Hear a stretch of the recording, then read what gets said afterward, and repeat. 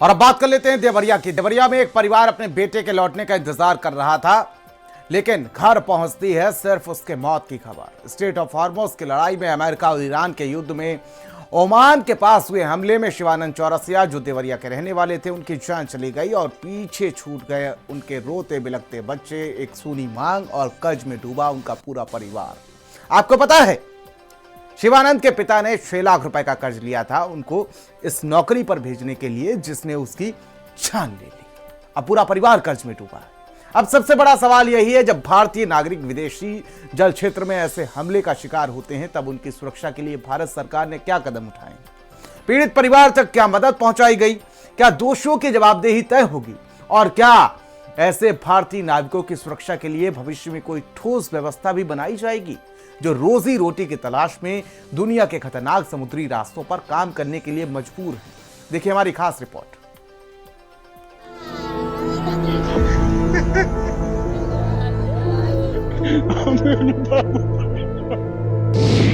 धमाका समंदर में और टूट गई सांसें, बिखर गया परिवार, कर्ज में डूबा सपना और खत्म हो गई एक जिंदगी। सूनी हो गई मांग, बिलख गए मासूम, कर्ज में डूबा पिता, समंदर ने निगल लिया सपना, रोटी की तलाश, मौत से मुलाकात। ये कहानी नहीं है, एक घर के उजड़ने की आवाज, एक माँ के सपनों के टूटने की चीख और एक पत्नी की सूनी मांग की सच्चाई है। देवरिया का शिवानंद चौरसिया, जो घर से निकला था गरीबी को हराने के लिए और लौट के आएगा एक लाश बनकर। मंगलवार को शाम को 9 बजे बात हुआ था। कुछ नहीं कहे, बस हाल चाल पूछे, समाचार पूछे, तबियत हम अपने मायके थे, बस हाल चाल। उसके बाद से हम पूछे घर कैसे रही, तो बोले हाँ मम्मी पापा बहनी से बात भइल। बस इतना ही पूछे हमसे, उसकी लास्ट समय वही था। देवरिया के सुरौली गांव में एक किसान का बेटा पैदा हुआ। नाम था शिवानंद। घर में गरीबी थी पर सपने बड़े थे।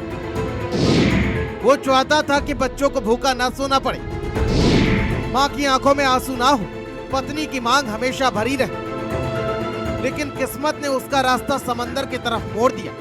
जहाज पर नौकरी आसान नहीं थी, सपना था विदेश में काम करने का, लेकिन कीमत थी 6 लाख रुपए। पिता किसान थे, घर पहले से टूटा हुआ था, फिर भी उधार लिया गया। मांग मांग कर पैसा जुटाया गया और बेटे को भेज दिया गया समंदर के पार।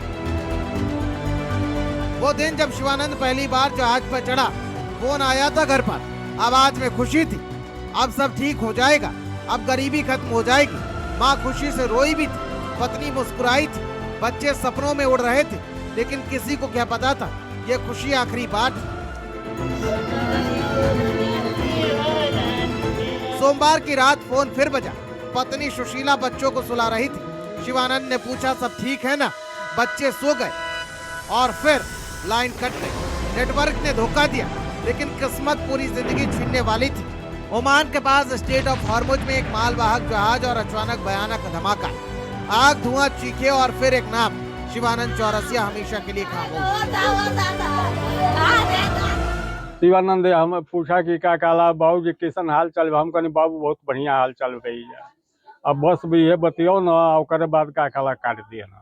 आ कटले के बाद का काला तब से फोन लगावल जा, बहु केहू का फोन नहीं आवे जा। सुना तनी कि का काला जहाज पर बम गिर गइल बा और जैसे गायब बाले। जैसे ही खबर आई, घर पर कोहराम मच गया।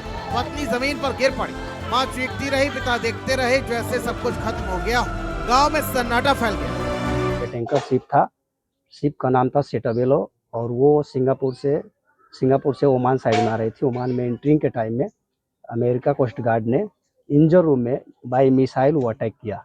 अटैक करने के बाद खबर आया कि 3 पीपल्स डेथ मिला है और 21 पीपल्स रेस्क्यू किया गया है। एक बेटा एक बेटी जो अब पूछ रहे हैं पापा कब आएंगे।